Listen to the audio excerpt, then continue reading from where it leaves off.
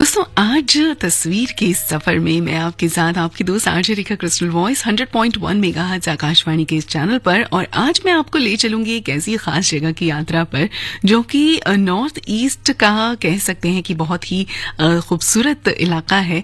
या north east का नाम सुनते ही सबसे पहले तो दिमाग में आ जाता है ना कि 7 बहनों का एक समृद्ध और खूबसूरत समूह, ये आपको याद आता है ना। नॉर्थ ईस्ट में से कई गांव, शहर, राज्य और राजधानियां हैं जो आज भी लाखों सैलानियों के लिए आकर्षण बने हुए हैं। यहाँ पर लाखों लोग हर दिन पहुंचते हैं देखने के लिए इस जगह को।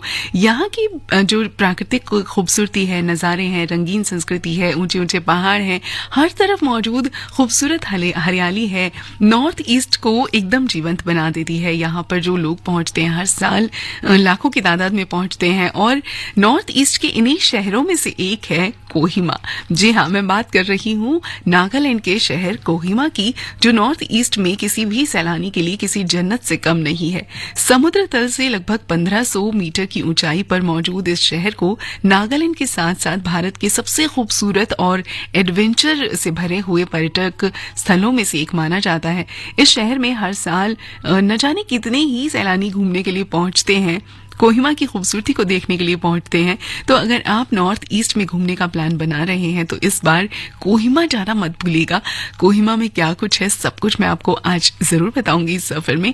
और आज मैंने नागालैंड की जगह को क्यों लिया है, नागालैंड को क्यों चुना है, ये भी बताऊंगी आपको, लेकिन गीतों के साथ साथ। तो जुड़े रहिए इस सफर में, सुनते रहिए आकाशवाणी गोल्ड, आपकी दोस्त आरजे रेखा क्रिस्टल वॉइस के साथ।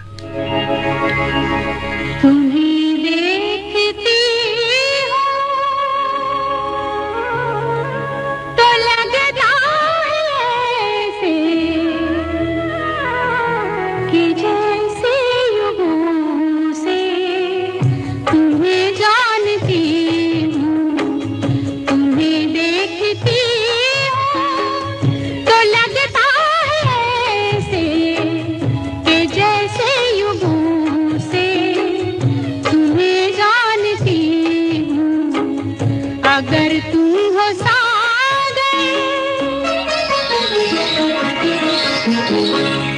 अगर तुम हो सागर, मैं प्यासी नदी हूँ।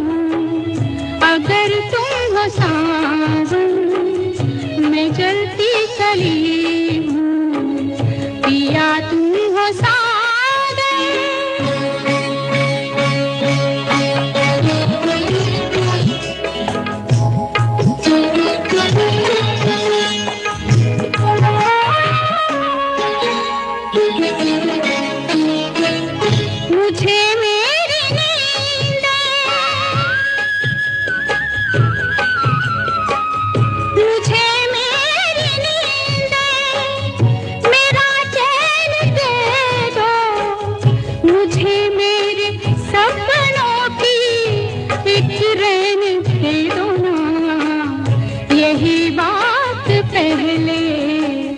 यही बात पहले भी तुमसे कही थी, वही बात फिर आज दोहरा रही हूँ। पिया तुम हो सागर,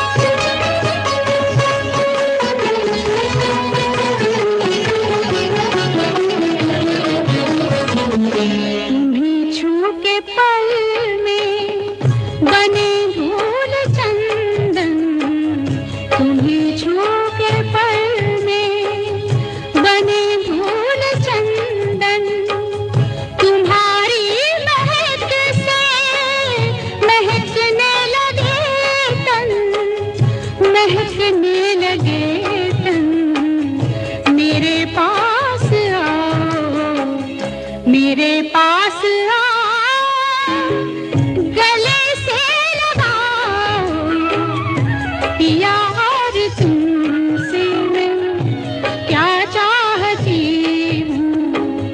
तुम्हें देखती हूँ तो लगता है ऐसे कि जैसे यूं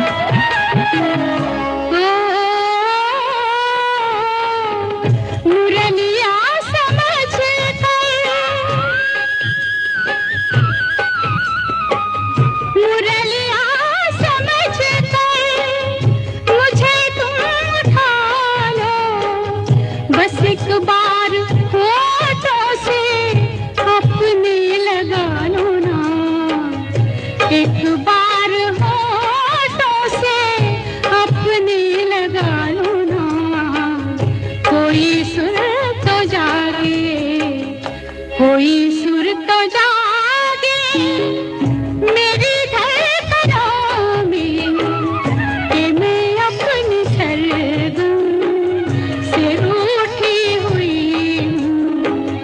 तुम्हें देखती हूँ तो लगता है ऐसे कि जैसे युगों से तुम्हें जानती हूँ। अगर तुम हो सागर, मैं प्यासी नदी हूँ, अगर तुम हो सावन, मैं जलती कली हूँ, पिया तुम हो सागर।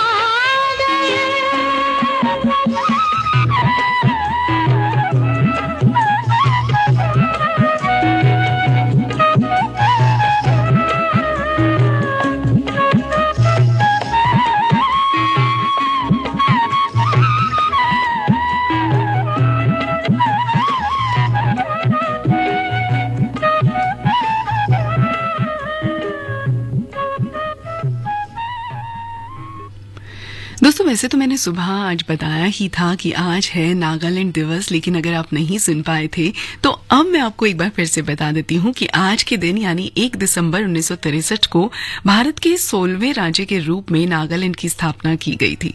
जी हाँ, इस दिन को नागालैंड स्थापना दिवस भी कहा जाता है।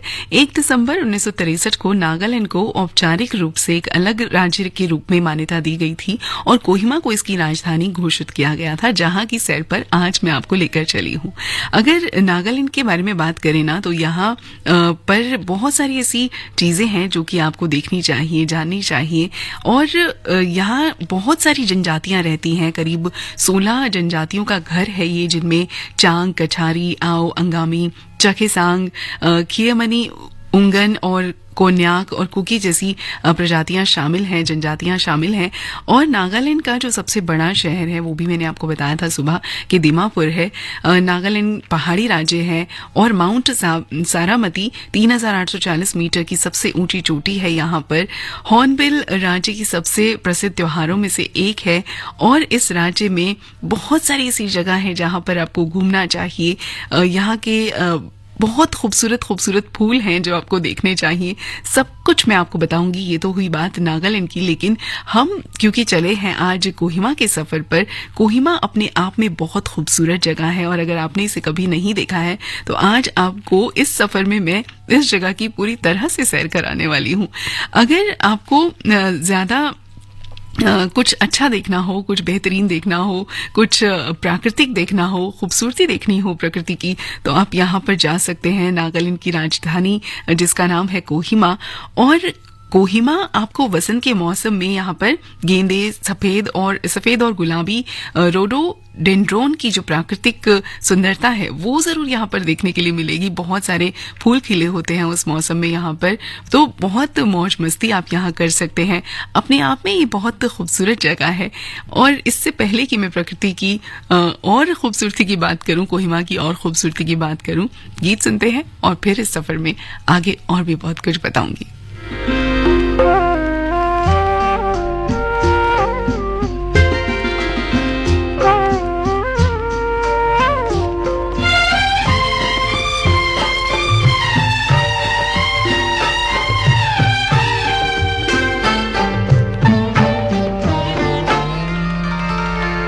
तू जो मेरे सुर में,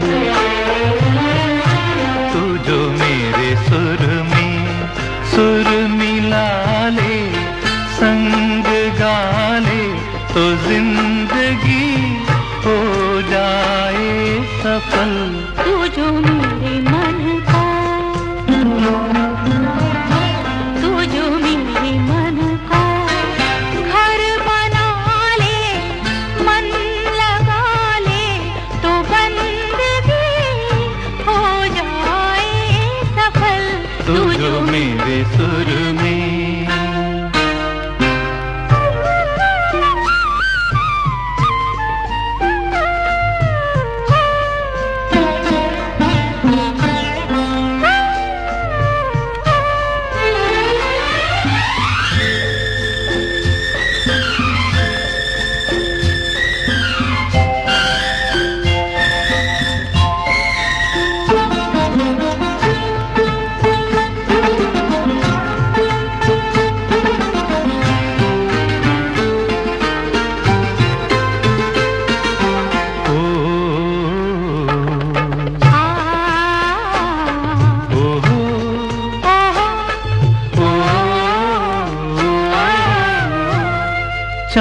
चांदनी रातों में हाथ लिए हाथों में, चांदनी रातों में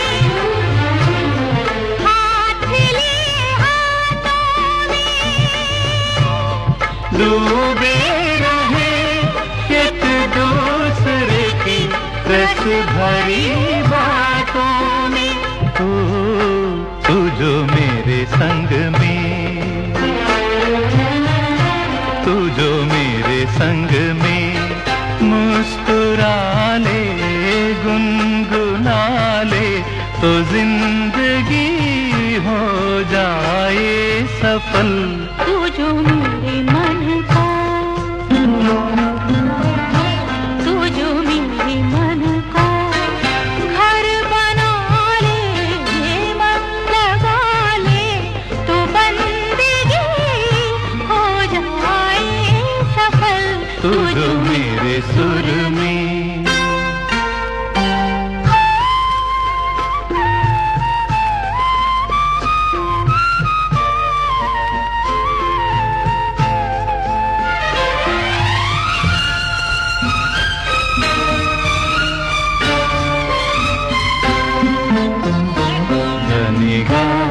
रे ग रे सा रे ग म ग म ग रे, रे ग रे नी धा प म प रे ग धा प ग म ग रे, ध नि ग रे ग ग म।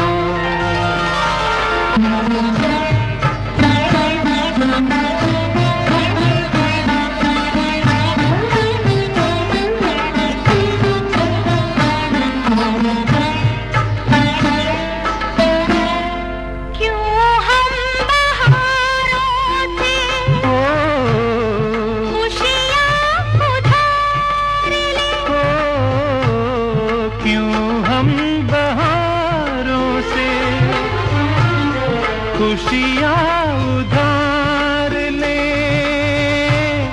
क्यों ना मिलके हम ही खुद अपना जीवन संवार ले। तू जो मेरे पथ में, तू जो मेरे पथ में दीप बाले खो जाले, तो बंदगी हो जाए सफल। तू जो मेरे सुर में, मधनिसा मधनिसा मगरिसा सरे रे गा रे सा नि धा म ग सा ग म ध नि सा। तू जो मेरे सुर में सुर मिला ले, संग गा ले, तो जिंदगी हो जाए सफल। तू जो मेरे सुर में। दोस्तों, पूरे नॉर्थ ईस्ट के साथ साथ कोहिमा के लिए एक सुंदर और प्राकृतिक झील है शिलोई झील। देवदार के जंगल और दिलचस्प सुरम्य परिदृश्य के चलते ये जगह सैलानियों के लिए सबसे खास पर्यटक स्थलों में शुमार है। बीच में झील और चारों तरफ हरे भरे पेड़ इस झील में चार चांद लगाते हैं। कहा जाता है कि ब्रिटिश काल में इस झील को शिलोह के नाम से जाना जाता था, लेकिन बाद में इसे शिलोई के नाम से जाना जाने लगा। तो इस झील के आसपास जाना, इस जगह को घूमना बिल्कुल मत भूलिएगा। अगर कोहिमा की यात्रा में आपको नागा लोगों की जीवंत संस्कृति, परंपरा और विरासत के बारे में करीब से जानना हो तो आपको कोहिमा से कुछ ही दूर पर स्थित नागा हेरिटेज विलेज जरूर घूमने जाना चाहिए। आपकी जानकारी के लिए बता दूं कि इस जगह पर हर साल प्रसिद्ध हॉर्नबिल फेस्टिवल भी मनाया जाता है, जिसे देखने के लिए और घूमने के लिए यहाँ पर लाखों संख्या में दूर दूर से लोग पहुंचते हैं। और आपको यहाँ पर नागा लोगों के रहने का तरीका, खाना बनाना, शिकार करना, ऐसी बहुत सारी करीबी चीजें जानने को मिलेंगी जो कि आपको जरूर देखनी चाहिए, जरूर जानना चाहिए। और इसके अलावा एक जगह है दजोको घाटी। अगर आप कोहिमा में किसी एकांत और सबसे खूबसूरत जगह की तलाश में हैं तो बिना सोचे इस घाटी में पहुंच जाइए। समुद्र तल से लगभग 2000 से भी ज्यादा ऊंचाई पर ये मौजूद है और एकदम खूबसूरत है, जीवंत है। बहुत ही खूबसूरत दृश्य आपको यहाँ पर देखने के लिए मिलेंगे, ठंडी हवाएं आपको यहाँ पर मिलेंगी और एक अलग ही आनंद आप यहाँ पर अनुभव करेंगे। यहाँ आप ट्रैकिंग कर सकते हैं, उगते हुए सूरज को देख सकते हैं, डूबते सूरज को देख सकते हैं, यानी सनसेट सनसेट और सनराइज का मजा भी आप यहाँ पर ले सकते हैं। और पता है आपको कि कई लोग इस जगह को नॉर्थ ईस्ट का स्विट्जरलैंड भी मानते हैं। तो भाई अब जब हिंदुस्तान में ही आपको स्विट्जरलैंड के मजे मिल रहे हैं तो फिर कहीं और क्यों जाना। जाइए जरूर, अगर आपको कभी भी मौका मिले तो जरूर इस जगह की सैर पर जाइएगा। और भी बहुत कुछ है बताऊंगी इस सफर में, चलते रहिए मेरे साथ।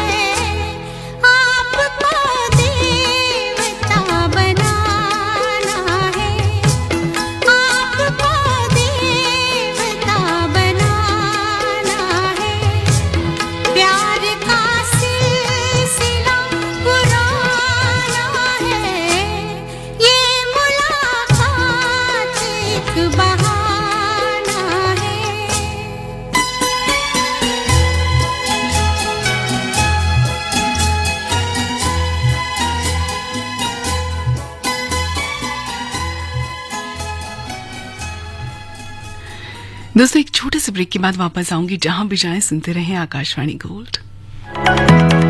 जिनकी कलम, जिनकी अदाकारी, जिनके सुर, जिनकी कल्पनाओं ने सजाई है आपकी दुनिया, उनकी भी एक लाइफ है, उनकी भी एक दास्तान है। सारा शहर मुझे लॉयन के नाम से जानता है। आपके पाँव देखे बहुत हसीन है। प्रेम नाम है मेरा। उन्हीं दास्तानों का दिलचस्प गुलदस्ता, कलाकार बेमिसाल, हर रोज दोपहर 12:10 पर सिर्फ आकाशवाणी गोल्ड 100.1 मेगाहर्ट्ज पर।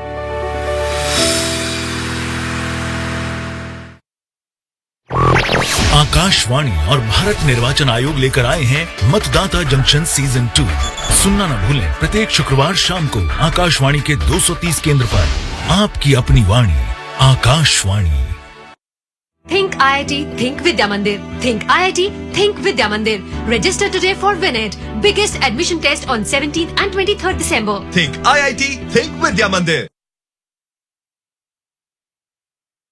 सशक्ति से है नारी शक्ति का आधार। दिल्ली पुलिस महिलाओं की सुरक्षा के लिए हमेशा तैयार। महिलाओं और बच्चों के लिए दिल्ली पुलिस की special police unit for women and children SPUWAC की एक पहल सशक्ति आत्मरक्षा ट्रेनिंग कैंप। इस ट्रेनिंग कैंप के अंतर्गत हर वर्ग की महिलाएं www.SPUWAC.in पर जाकर अपनी सुविधा अनुसार समय व स्थान का चुनाव कर रजिस्ट्रेशन करा सकती हैं, क्योंकि दिल्ली पुलिस की ओर से यह सुविधा साल भर और निःशुल्क है। तो देर किस बात की, आज ही अपना रजिस्ट्रेशन कराएं। दिल्ली पुलिस द्वारा जनहित में जारी।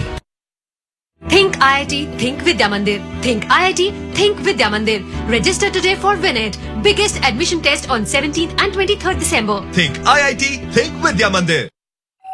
आज फिर लेट हो गए? अरे यार वो रवि मिल गया था, फिर बाहर ही बैठ गए थे। क्यों बैठे थे बाहर? क्यों ना बैठूं, बस इसीलिए क्योंकि उसे एड्स है। एड्स गले मिलने, साथ बैठने से और एक साथ खाना खाने से नहीं फैलता। मुझे पता है, HIV एड्स असुरक्षित संबंध, संक्रमित सुई या संक्रमित महिला से उसके बच्चे को होता है। इसीलिए तो कह रही हूँ, बाहर क्यों बैठे थे? रवि भैया को घर ही ले आते। एड्स से पीड़ित व्यक्ति को दूर नहीं, हमारे साथ की जरूरत है। इसलिए ध्यान रखें और याद रखें कि एड्स छूने से, बात करने से, एक साथ खाना खाने से बिल्कुल नहीं फैलता। एड्स से जुड़ी अधिक जानकारी के लिए 1097 पर कॉल करें। Haryana state AIDS control society द्वारा जनहित में जारी।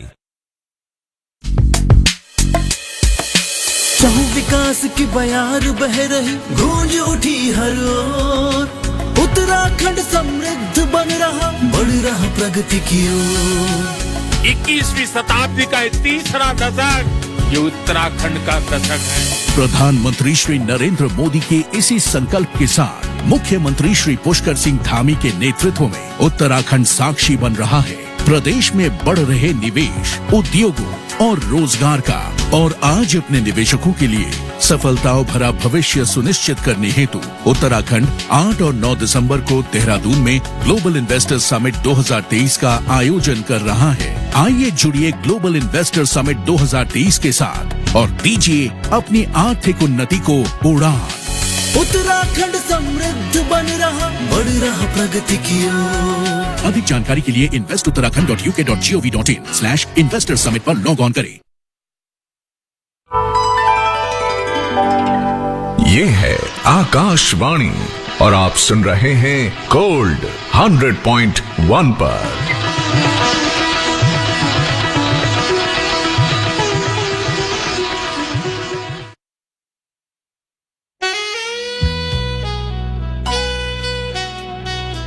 Welcome back. एक बार फिर से स्वागत है आपका आकाशवाणी दिल्ली के गोल्ड चैनल 100.1 मेगाहर्ट्ज पर। आप हैं आपकी दोस्त आरजे रेखा क्रिस्टल वॉइस के साथ। और एक बार आपको एक और जरूरी सूचना दे दूं इससे पहले कि मैं आगे बढ़ूं। पहली चीज तो ये कि आप जब मैं जाऊंगी तो उसके बाद आपके साथ रहेंगे एक और हमारे आरजे दोस्त लेकर कलाकार भी मिसाल, वो सुनना मत भूलिएगा 12:10 पर। और इसके साथ ही आपको ये भी बता दूं कि आकाशवाणी के वार्षिक प्रतिष्ठित कार्यक्रम डॉक्टर राजेंद्र प्रसाद स्मारक व्याख्यान 2023 का आयोजन इस वर्ष आकाशवाणी दिल्ली के रंग भवन सभागार में शनिवार दिनांक 2 दिसंबर यानी कल 2023 में होने जा रहा है। 11:30 बजे किया जाएगा। ये आर्थिक महाशक्ति के रूप में भारत का अभ्युदय विषय पर भारत के माननीय उपराष्ट्रपति श्री जगदीप धनखड़ इस कार्यक्रम में अपना वक्तव्य देंगे। आमंत्रित श्रोताओं के समक्ष आयोजित इस कार्यक्रम का सजीव प्रसारण कल 2 दिसंबर को सुबह 11:30 बजे से आकाशवाणी दिल्ली के इंद्रप्रस्थ चैनल 366.3 मीटर्स अर्थात 819 kilohertz, gold 100.1 megahertz, AIR live news 24/7 YouTube channel और राष्ट्रीय नेटवर्क पर प्रसारित किया जाएगा।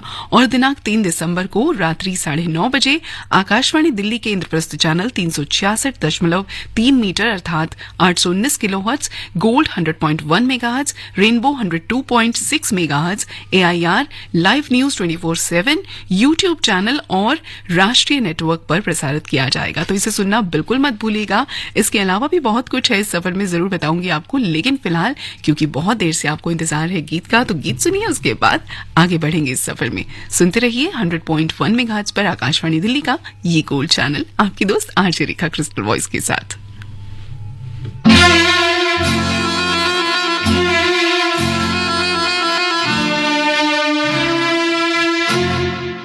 अजनबी कौन हो तुम, जब से तुम्हें देखा है सारी दुनिया मेरी आंखों में सिमट आई है। अजनबी कौन हो तुम, जब से तुम्हें देखा है सारी दुनिया मेरी आंखों में सिमट आई है। अजनबी कौन हो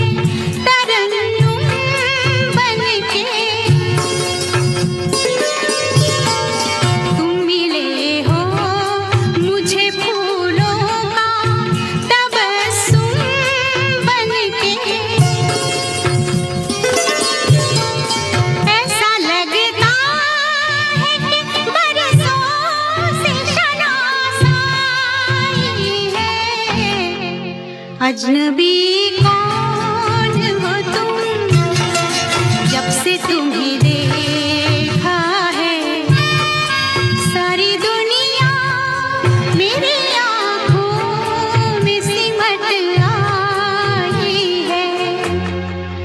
अजनबी कौन हो तुम।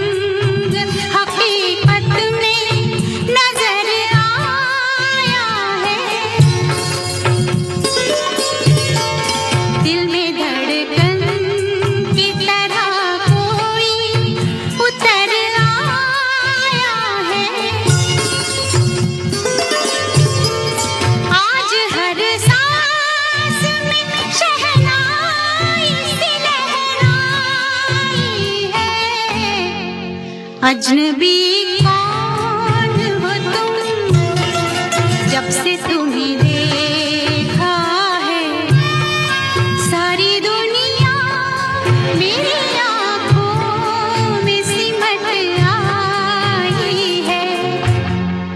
अजनबी कौन हो तुम।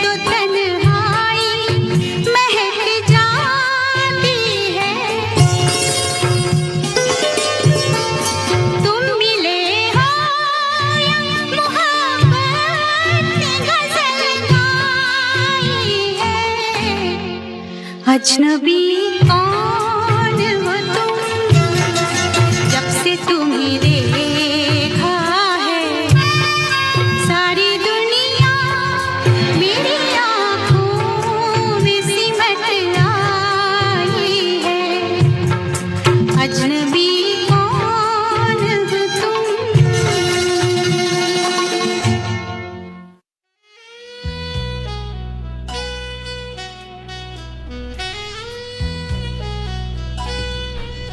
और अब आपको एक और जरूरी सूचना दे दूं। शनिवार दिनांक 2 दिसंबर 2023 यानी कि कल सुबह 10:10 से 11 बजे तक विशेष फोन इन कार्यक्रम का विषय होगा role of electoral literacy club, future voters and new voters and awareness forum VAF during election and non election period. इस कार्यक्रम का सजीव प्रसारण किया जाएगा। कार्यक्रम के दौरान श्रोताओं द्वारा पूछे गए प्रश्नों के उत्तर और विषय से संबंधित जानकारी के लिए आकाशवाणी के स्टूडियो में उपस्थित रहेंगे श्री लक्ष्य सिंघल, जिला मजिस्ट्रेट एवं जिला निर्वाचन अधिकारी दक्षिणी पश्चिमी दिल्ली, श्रीमती अलका चौधरी, उपखंड मजिस्ट्रेट एवं निर्वाचन पंजीकरण अधिकारी दक्षिण पश्चिम दिल्ली, श्री राजेश कुमार, AERO सहायक निर्वाचन पंजीकरण अधिकारी मटियाला, दक्षिण पश्चिम दिल्ली। संचालक होंगे श्री भीम प्रकाश शर्मा। बताए गए विषय से संबंधित किसी भी जानकारी के लिए आप सीधे हमारे स्टूडियो में फोन कर सकते हैं। फोन नंबर्स हैं 23421084 एंड 23422346। नंबर एक बार फिर से बता दूं, 23421084 एंड 23422346। दिल्ली से बाहर के श्रोता दिल्ली का STD कोड यानी 011 लगाना ना भूलें। ये कार्यक्रम आकाशवाणी गोल्ड 100.1 मेगाहर्ट्ज और Indraprastha channel medium wave 366.3 metre अर्थात 819 किलोहर्ट्ज पर प्रसारित होगा। और अब मैं आपको जहां लेकर चली थी वो रास्ते में कहीं हम इधर उधर चले गए, तो चलिए वापस उस सफर में जुड़ जाते हैं।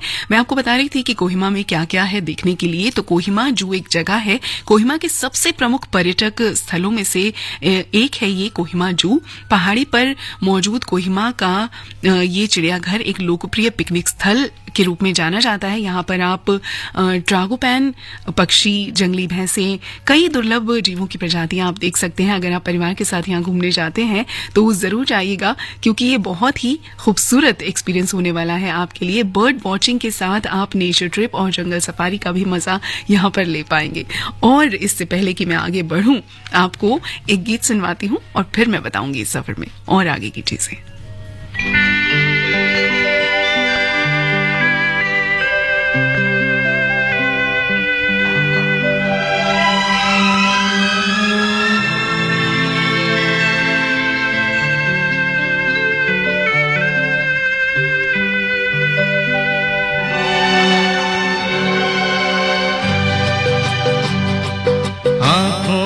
हमने आपके सपने सजाए हैं, आँखों में हमने आपके सपने सजाए हैं, पलके उठा के आपने जादू जगाए हैं।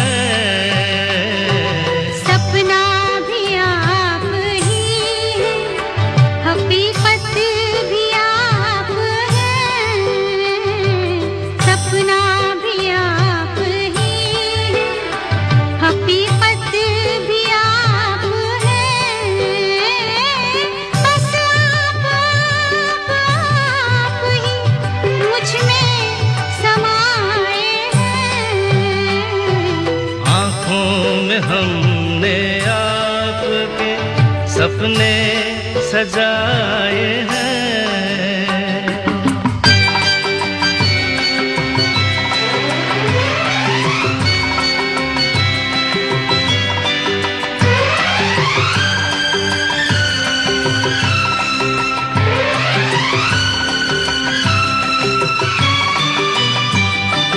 आँखों का रंग ढूंढा है हीरे तराश कर, दिल में सजाएंगे ये रंग यूं ही उम्र भर। मुश्किल से जिंदगी के, मुश्किल से जिंदगी के रंग हाथ आए हैं। आंखों में हमने आपके सपने सजाए हैं।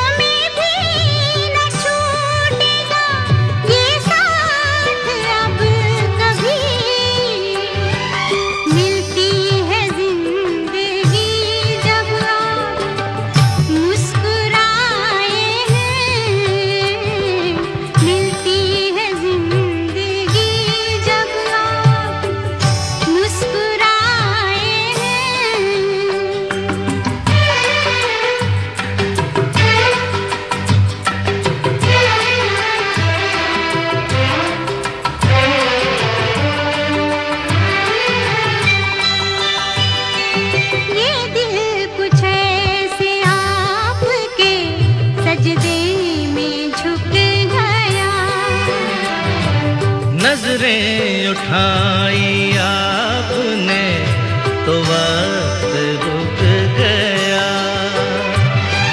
ठहरे हुए पलों में, ठहरे हुए पलों में ज़माने बिताए हैं। आँखों में हमने आपके सपने सजाए हैं।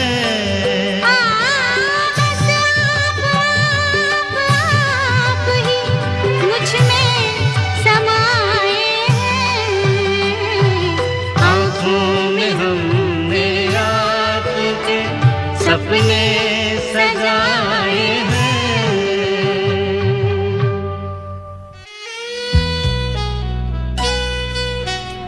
तो दोस्तों बहुत सारी जगह हैं यहाँ पर घूमने के लिए कोहिमा में जहाँ पर आप घूम सकते हैं। वो तो मैंने आपको बताया, लेकिन और भी बहुत सारी ऐसी जगह हैं जिन्हें आप डिस्कवर कर सकते हैं यहाँ पर। तो जरूर जाइएगा, कभी देखिएगा। लेकिन यहाँ पर अगर मैं खाने की बात करूँ तो सबसे ज्यादा यहाँ मांसाहार का प्रचलन है, क्योंकि यहाँ के ज्यादातर लोग मांसाहार को पसंद करते हैं और इस तरह के व्यंजन आपको यहाँ पर मिल जाएंगे जो आप खा सकते हैं। वैसे तो आपको शाकाहार भी मिल जाएगा, लेकिन अगर मैं मांसाहार की बात करूँ तो बांस की कोपल, एक्सोन, अनीशी, फिश से बने हुए काफी सारे व्यंजन, समथू, ऐसे अलग अलग व्यंजन हैं जो कि आप यहाँ पर टेस्ट कर सकते हैं। अकीनी भी एक व्यंजन है, एकीबे एक व्यंजन है। ये सब मांसाहारी व्यंजन हैं जो कि आप यहाँ पर खा सकते हैं।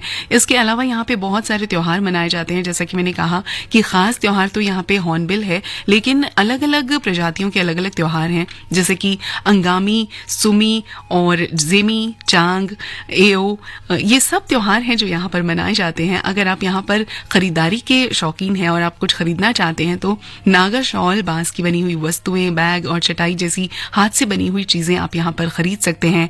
आपके जितने भी आसपास यहाँ पर छोटे छोटे बाजार होंगे आप उन्हें घूम सकते हैं, अलग अलग चीजों की यहाँ से खरीदारी कर सकते हैं, यहाँ के परिधान खरीद सकते हैं। कोहिमा की जो संस्कृति है वो बहुत ही खूबसूरत है, एक अलग ही सांस्कृतिक शहर है ये अपने आप में, और यहाँ पर अलग अलग तरह की संस्कृतियों के निशान पाए जाते हैं। कोहिमा की जनजातीय और विभिन्न जनजातियां, यहाँ पर उप जनजातियां भी शामिल हैं, तो जो कि यहाँ पर निवास करती हैं। आप अलग अलग धर्मों से जुड़े हुए लोगों के साथ यहाँ जुड़ सकते हैं।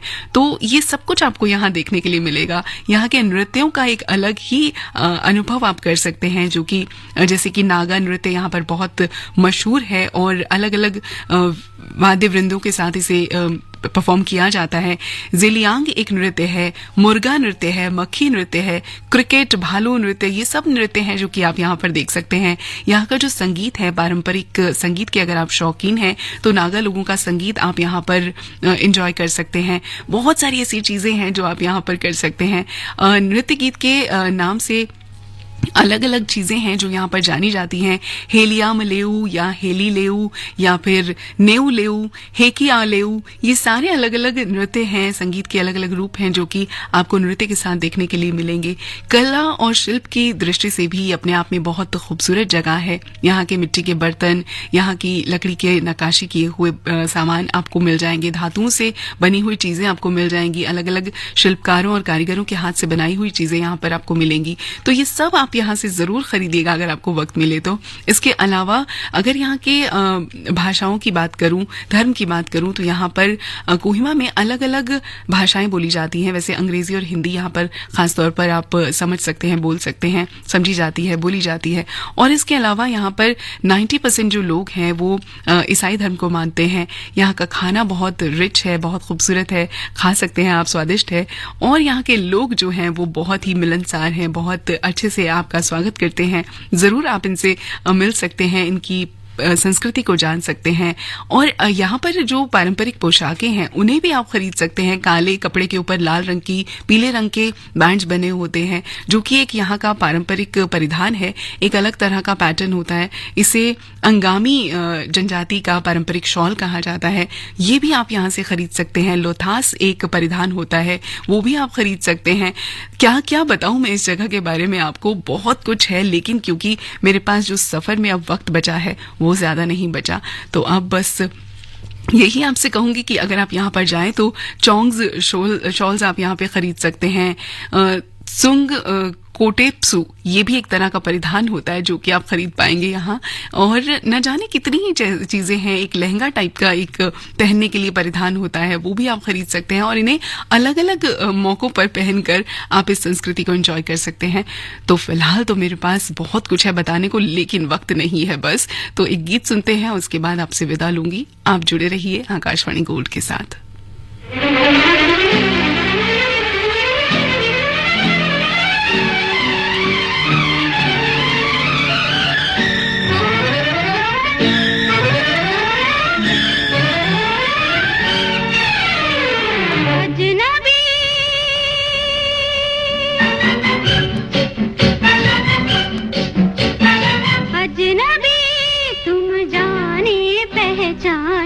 से लगते हो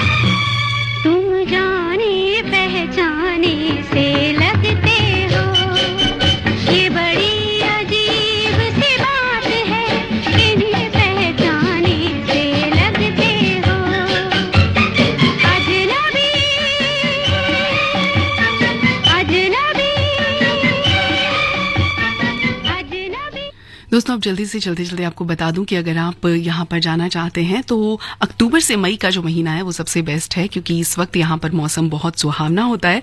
और अगर आप जाना चाहते हैं तो पूरे देश से इसकी अच्छी कनेक्टिविटी है। बाय एयर अगर आप जाना चाहें तो दीमापुर हवाई अड्डा है जो कि सबसे करीबी है, 74 किलोमीटर की दूरी पर है और ये यहाँ का प्रमुख हवाई अड्डा है। भारतीय शहरों से काफी अच्छी तरह से जुड़ा हुआ है, तो यहाँ से भी आपको प्राइवेट परिवहन मिल जाएगा। कोई भी ऐसे सार्वजनिक परिवहन का इस्तेमाल आप कर सकते हैं, वो भी आप यहाँ पर ले पाएंगे। इसके अलावा अगर आप ट्रेन से जाते हैं तो कोहिमा में कोई रेलवे स्टेशन नहीं है। निकटतम जो रेलवे स्टेशन है, जो करीबी रेलवे स्टेशन है, वो दीमापुर है जो कि लगभग 70 से 74 किलोमीटर की दूरी पर है और अलग अलग भारतीय शहरों से ये अच्छे से जुड़ा हुआ है, तो आप यहाँ भी पहुंच सकते हैं और उसके बाद आप कोई ना कोई पब्लिक ट्रांसपोर्ट लेकर आगे की सवारी कर सकते हैं।